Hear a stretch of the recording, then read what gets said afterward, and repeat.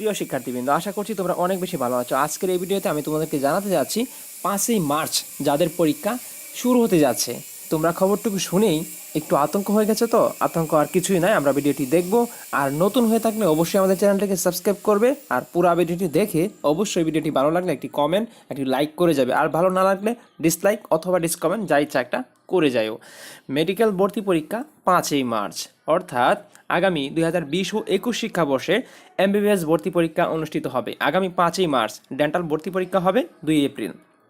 সম্প্রতি স্বাস্থ্যমন্ত্রীর সভাপতিত্বে এসব পরীক্ষা সংক্রান্ত এক জরুরি সভায় এই সিদ্ধান্ত হয়েছে বলে জানা যায়। আজ মঙ্গলবার 15 ডিসেম্বর বিষয়টি নিশ্চিত করে পরীক্ষা কমিটির সদস্য সচিব ও স্বাস্থ্য শিক্ষা অধিদপ্তরের পরিচালক ডক্টর AKM হাসান হাবিব তার ডেইলি ক্যাম্পাসকে বলেন, সব কিছু ঠিকঠাক থাকলে আগামী 5ই মার্চ এমবিবিএস এবং 2 এপ্রিল ডেন্টাল পরীক্ষা অনুষ্ঠিত হওয়ার সম্ভাবনা আছে। গত 30 নভেম্বর স্বাস্থ্যমন্ত্রীর সভাপতিত্বে এক জরুরি সভায় এই সিদ্ধান্ত নেওয়া হয়। তিনি আরও বলেন, কোভিড-19 কিংবা জরুরি অন্য কোনো কারণে তারিখ পেছানো হতে পারে, তবে সামনে আনার কোনো সুযোগ নেই।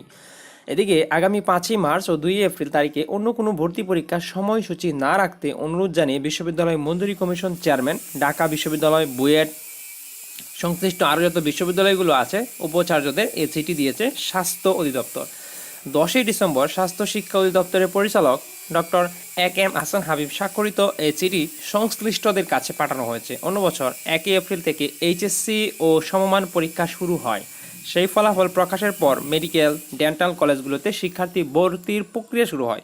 সাধারণত অক্টোবরের মধ্যেই পরীক্ষা নিয়ে ফল প্রকাশ করা হয় এবং 10ই জানুয়ারি থেকে শিক্ষার্থীদের ওরিয়েন্টেশন শেষে পাঠদান শুরু করা যায়। কিন্তু এবার মহামারীর কারণে সব কিছুই অনিশ্চিত হয়ে পড়েছে, যে কারণে no HSC, no SSC, no result, no কোনো কিছু, অর্থাৎ কোনো কিছুই সিদ্ধান্ত নেওয়া যাচ্ছে না, যে কারণে সব কিছু শিক্ষা কার্যক্রমের সব কিছু ইন টোটালি একদম বন্ধ হয়ে গিয়েছে, যে কারণে সব জিনিসগুলো পিছিয়ে গিয়েছে।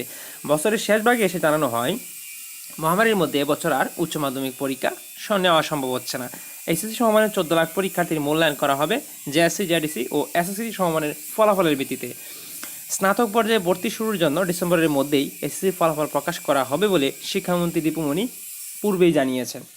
অর্থাৎ তোমরা যারা এখানে এসএসসি এবং এইচএসসি স্টুডেন্ট আছো, তাদেরকে বিশেষ করে বলবো যে তাদের ওটু পাসের জন্য আমাদের সময় টিভিতে একটি জরিপ হয়েছে, জরিপের মধ্যে বুট দেওয়া হচ্ছে। তো এখানে ওটু পাসের বুটটা অনেক বেশি আসছে, তো সেই কারণে ওটু পাস হইতেও পারে, আবার নাও হইতে পারে। এখন শীত যেহেতু বেশি, তো করোনা ভাইরাসের আক্রমণটাও বেশি, মানুষ বেশি মারা যাচ্ছে, বেশি আক্রান্ত হচ্ছে, সেই দিকগুলো বিবেচনা করে বোঝা যাচ্ছে যে ওটু পাসের একটা সম্ভাবনা আছে। কিন্তু যেহেতু ভ্যাকসিন আসতেছে, ভ্যাকসিন মানুষের অ্যাকশন হবে, অর্থাৎ কাজ করবে কিনা সেটা আমরা জানি না, তবে কাজ করলে হয়তো বা পরীক্ষাটা হবে।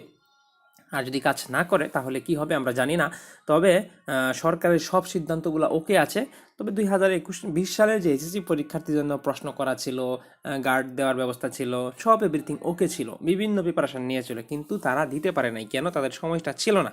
কিন্তু এখন যদি শেষমে দেখা যায়, এসএসসি তো সাধারণত ফেব্রুয়ারি প্রথম সপ্তাহে 1 তারিখের দিকে এইচএসসি পরীক্ষাটা হয়, এসএসসি পরীক্ষাটা, সেই ক্ষেত্রে এবার তো পিছিয়ে যাবে, এটাই স্বাভাবিক। কিন্তু কত দূর পিছাবে?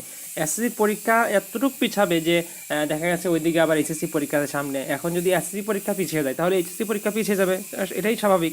তো সেই ক্ষেত্রে আমরা এখনও জানি না, মানে নিশ্চিতভাবে বলা যাচ্ছে না যে পরীক্ষা হবে, আবার এটাও নিশ্চিতভাবে বলা যাচ্ছে না যে ওটো পাস হবে। সেই ক্ষেত্রে স্টুডেন্টদেরকে আমরা কী সাজেস্ট করবো সেটাও আমরা জানি না।